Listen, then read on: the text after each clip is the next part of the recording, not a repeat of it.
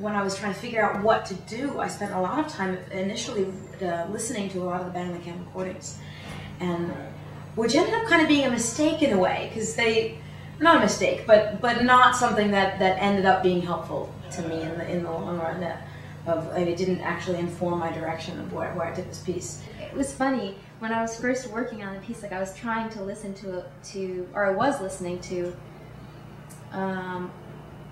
like CDs of the Bang on a Can people, and I was listening to all this Stravinsky, and so I guess maybe that filtered in somehow. But Mark Stewart, the guitarist in Bang on a Can, plays various invented instruments. In fact, one of the things I did before I started composing the piece was to meet with Mark and Dave Crossan, the percussionist, and get an idea of some of the other instruments that they brought with them in their touring rounds, to get an idea of what sort of different voices I could introduce apart from conventional instrumentation, and to see if that would spark off some ideas, which it did.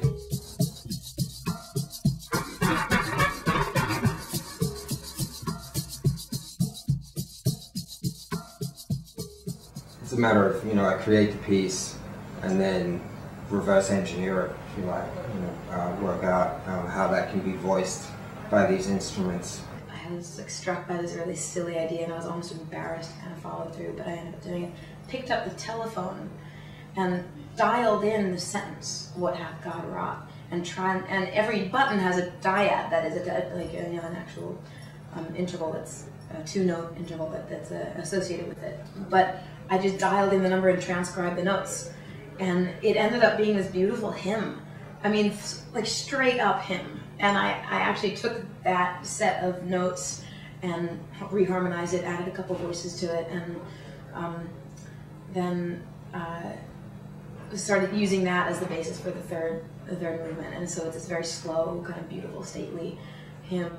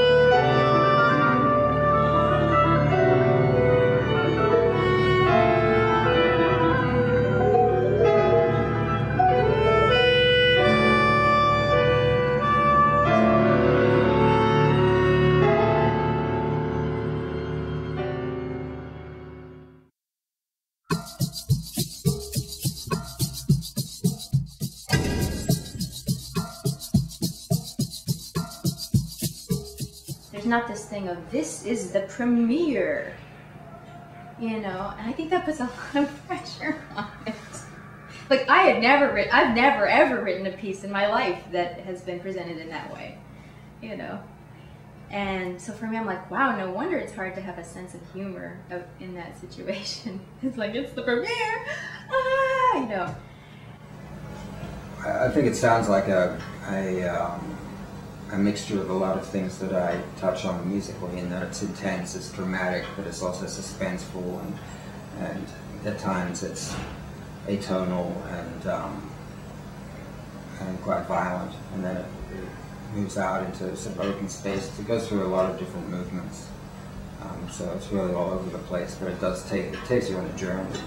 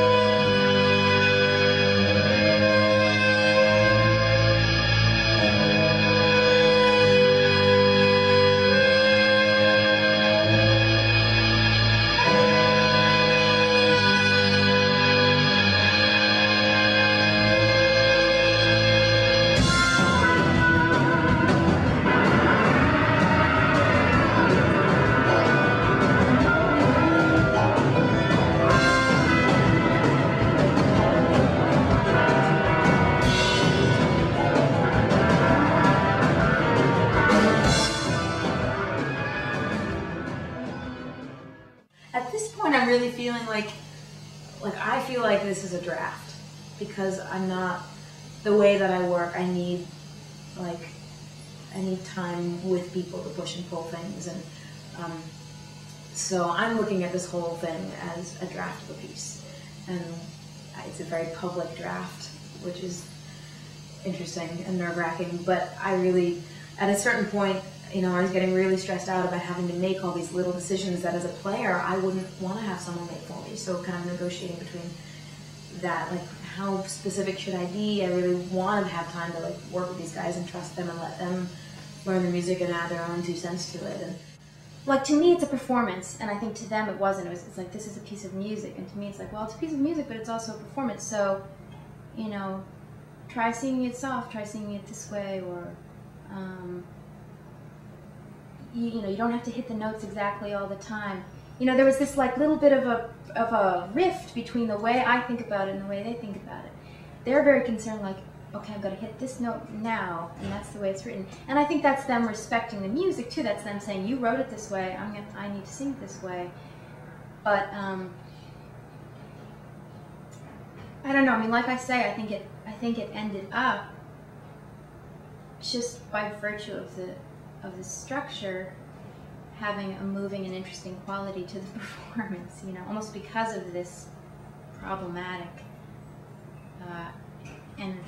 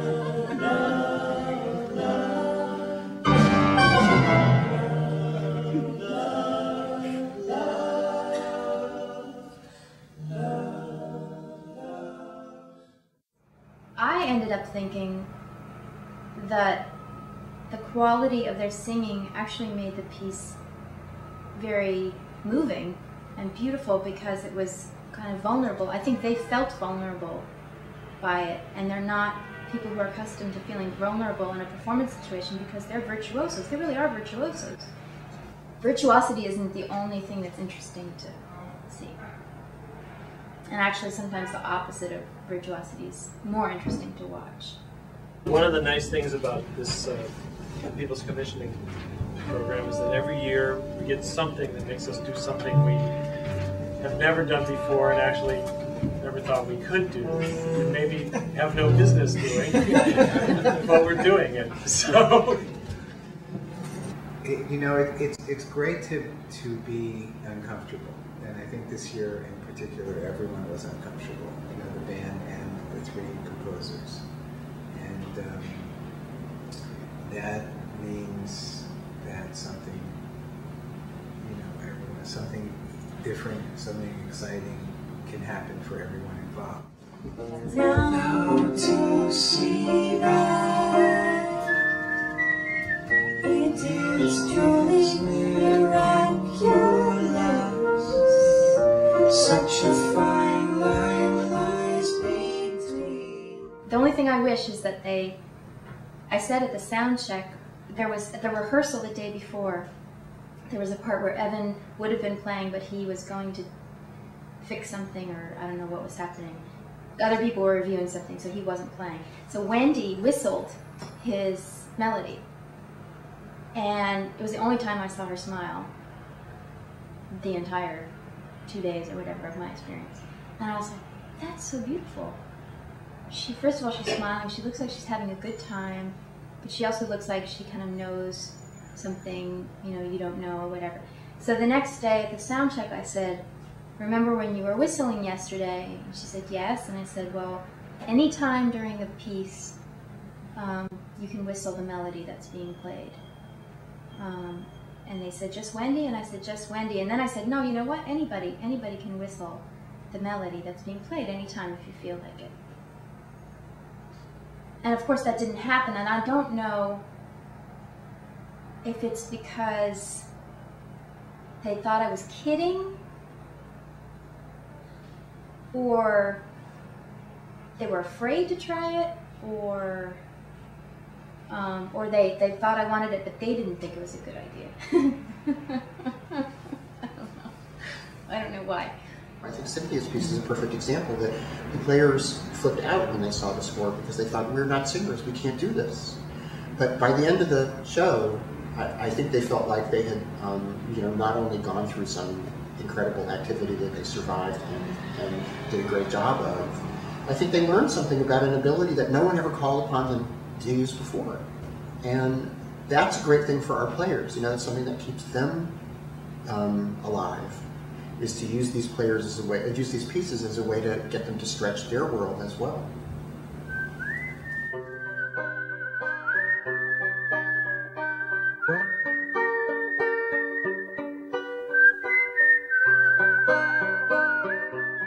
Aside from just not having to go through all the red tape of filling out this form or that form, we also are liberated from any any of the things that the foundation might dictate.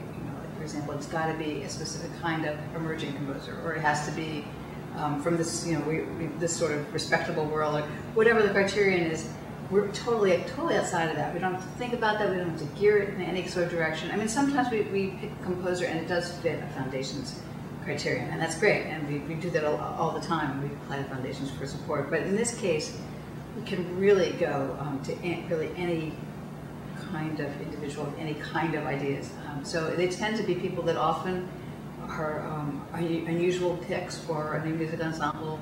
It's not as if we have to say, it's got to be something we've never heard before and somebody who has nothing to do with our world. I mean, there are people that cross over into it. This year actually was particularly further afield than previous years.